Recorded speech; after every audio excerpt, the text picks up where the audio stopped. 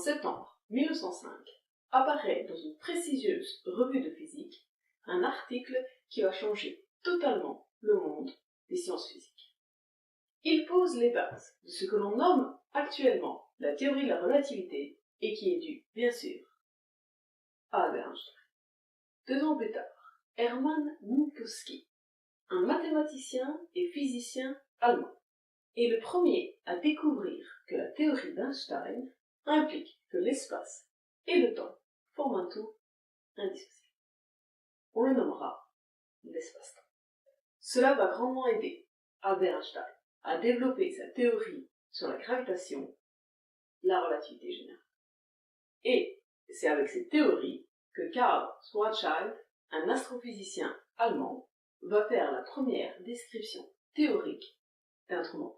Aujourd'hui donc, nous allons parler du lien entre la géométrie de l'espace-temps et les trous noirs.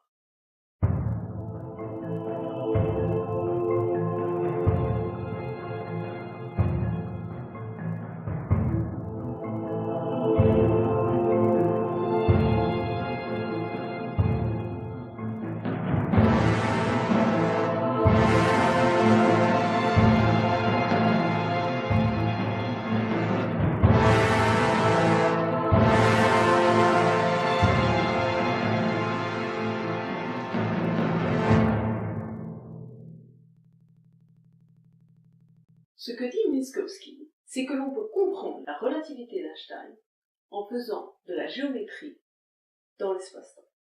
La relativité du temps et de l'espace, ça peut s'expliquer rien qu'en faisant de la géométrie. Avant de commencer, il est utile de changer le système d'unités et ainsi avoir les mêmes unités pour l'espace et pour le temps. Choisis donc une unité de temps, par exemple la seconde, et on définit une distance, la seconde lumière. Une seconde lumière, c'est la distance parcourue par la lumière en une seconde. Du coup, dans cette convention, la vitesse de la lumière, c'est 1. C'est 1 parce que, par définition, la lumière parcourt une seconde lumière en une seconde. Au niveau de l'espace-temps, on peut faire comme si une seconde et une seconde lumière, c'est la même unité. Ok, donc Minkowski, il nous dit qu'il est possible de faire de la géométrie dans l'espace-temps. On a donc des points, mais qui sont non seulement à un endroit précis, mais aussi à un temps précis. Et on appelle ces points des points événements.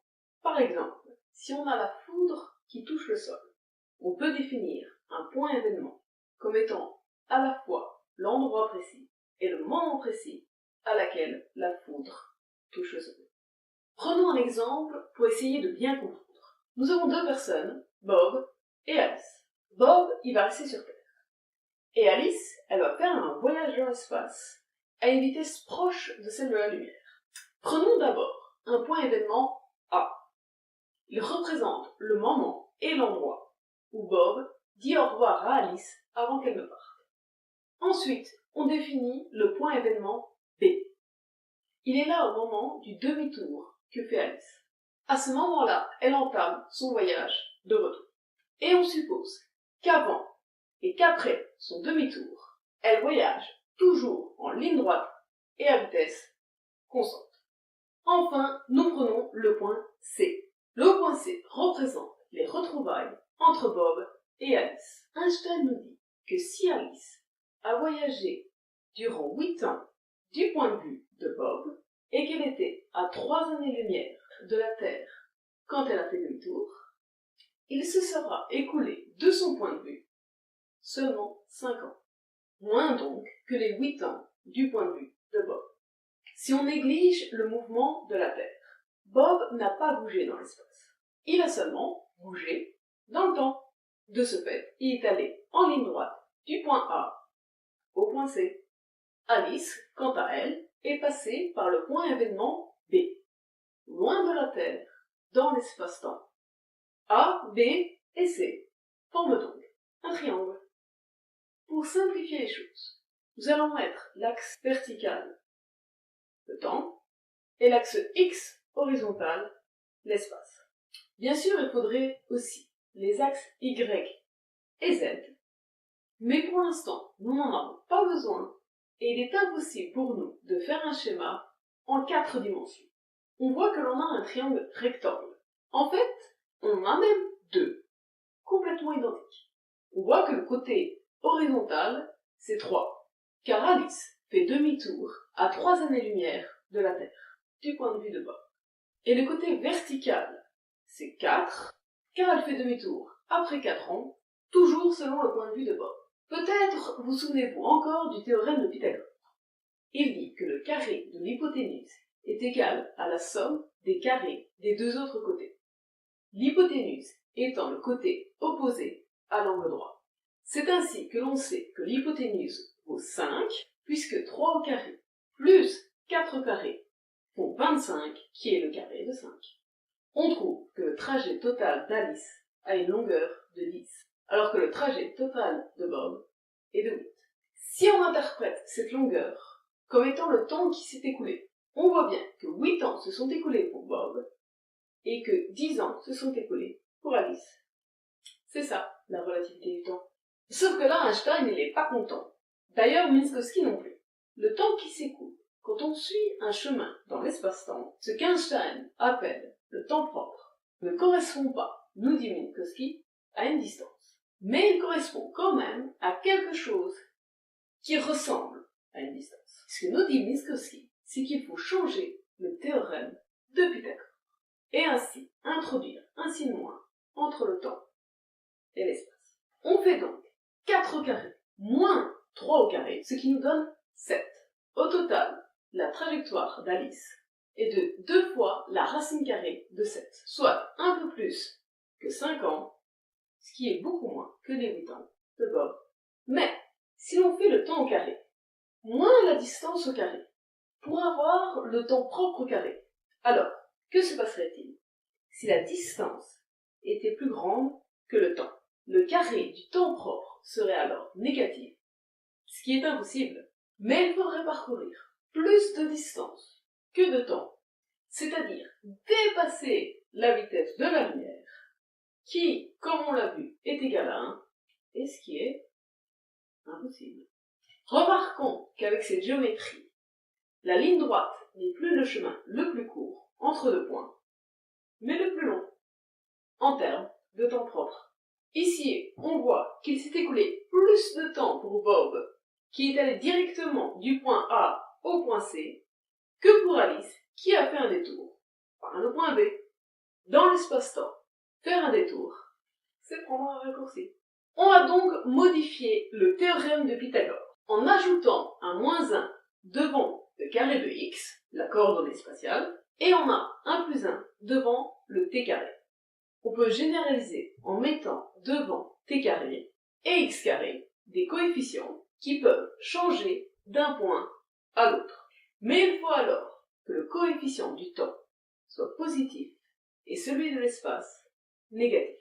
Ces coefficients nous permettent de tenir compte de la courbure de l'espace-temps. Einstein a montré que l'espace-temps est littéralement courbé à proximité d'un objet massif. Ainsi, la lumière émise par une étoile va suivre une trajectoire courbe près du Soleil, car elle va suivre la courbure de l'espace-temps. Si on regarde une étoile proche du Soleil, on verra l'étoile à une position où elle n'est pas vraiment, à cause de l'espace-temps courbe près du Soleil. Cela a été observé pour la première fois lors de l'éclipse de Soleil du 29 mai 1919. Les rayons lumineux suivent la courbure de l'espace-temps. C'est donc très intéressant de les utiliser pour comprendre ce qu'il se passe. Supposons que vous allumiez une ampoule qui émet de la lumière dans toutes les directions. Vous allez avoir une sphère de lumière qui grandit au cours du temps. Cela fera une sorte de cône dans l'espace-temps. Et c'est ce qu'on appelle des cônes de lumière. On peut représenter ce cône de lumière dans un graphique. Et ceci toujours en mettant l'axe du temps vertical. Comme on ne peut pas dépasser la vitesse de la lumière, on ne peut pas sortir du cône de lumière. On peut faire un cône futur qui représente tous les points événements futurs que je peux atteindre ou que je peux influencer. Et également un cône passé qui représente tout ce qui peut influencer mon présent. Je ne peux jamais sortir de mon cône de lumière futur, car je ne peux pas dépasser la vitesse de la lumière. Passons maintenant au trou noir. En 1915, quelques mois seulement après la publication de la relativité générale par Albert Einstein, Karl Schwarzschild publie une première solution aux équations d'Einstein. Cette solution décrit une masse sphérique sans rotation. À première vue, tout semble normal et Schwarzschild semble content. Il utilise 4 coordonnées: le temps, la distance par rapport au centre que l'on nommera R, plus 2 autres coordonnées angulaires dont on ne va pas se préoccuper pour l'instant. En fait, R n'est pas vraiment la distance par rapport au centre, puisque, comme on l'a vu, l'espace-temps est courbé. Mais pour la suite, ça n'a pas tellement d'importance. Si on essaye de représenter la courbure de l'espace-temps, on peut le faire en faisant un schéma avec 2 dimensions d'espace. Il y a une frontière invisible que l'on nomme l'horizon. Et une fois que l'on a franchi l'horizon, la force de gravité est si intense que l'on ne peut plus revenir en arrière. Même la lumière ne peut s'échapper de l'horizon. Dès lors, la zone intérieure de l'horizon est appelée un trou noir. À l'intérieur de l'horizon, l'espace et le temps sont courbés de plus en plus, jusqu'à ce que l'espace-temps n'ait plus de sens. C'est ça, la singularité.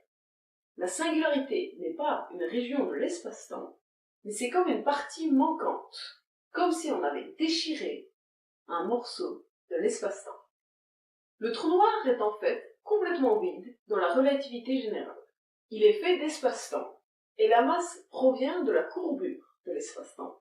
Lorsque de la matière tombe dans le trou noir, elle change la courbure de l'espace-temps et agrandit le trou noir. Une fois que la matière arrive sur la singularité, la matière cesse d'exister. La conservation de l'énergie n'est pas violée, car toute l'énergie de la matière reste dans le trou noir, c'est la matière elle-même qui cesse d'exister.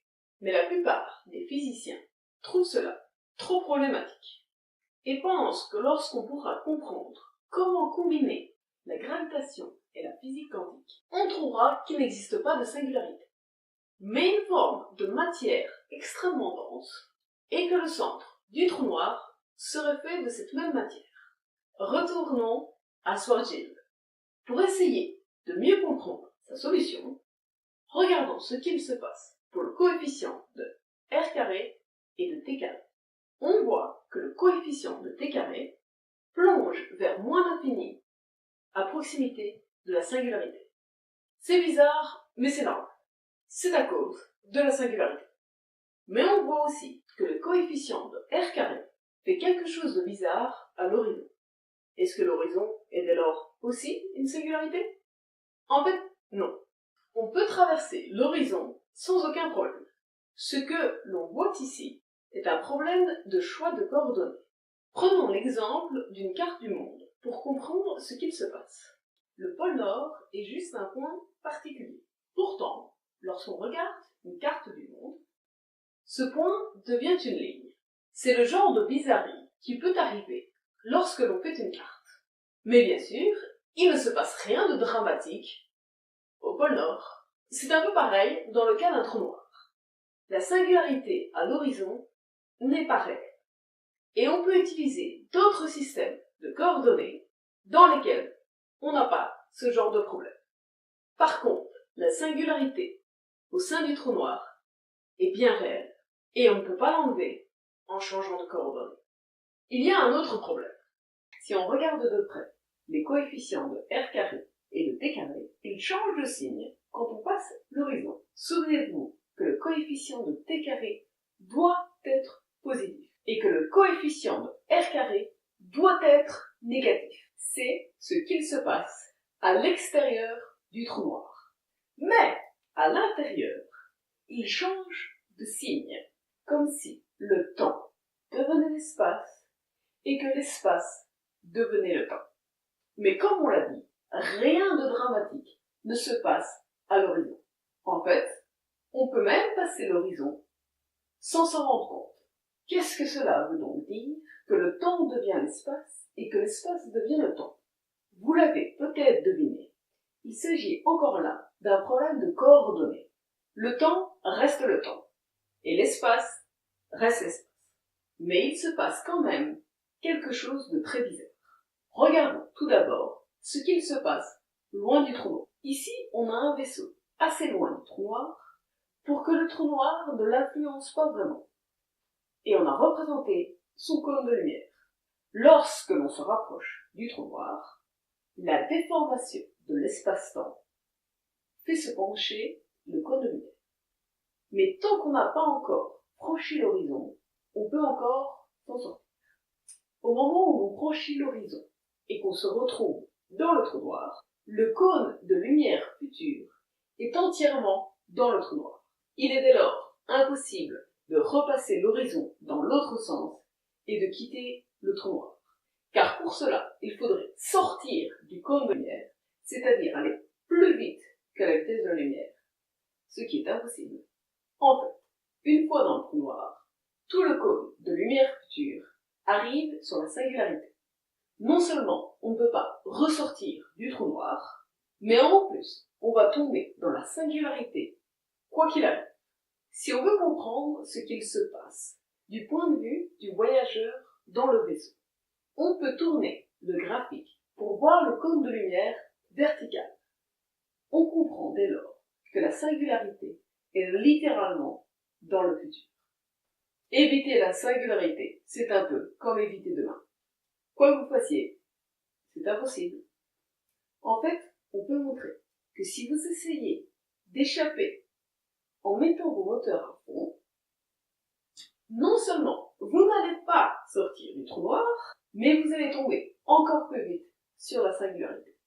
Une dernière question importante à se poser. Les singularités des trous noirs se trouvent dans notre futur lorsqu'on passe l'horizon.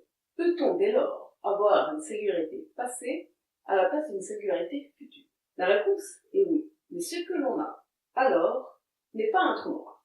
Et on a un exemple d'une singularité passée qui est dans notre passé à tous.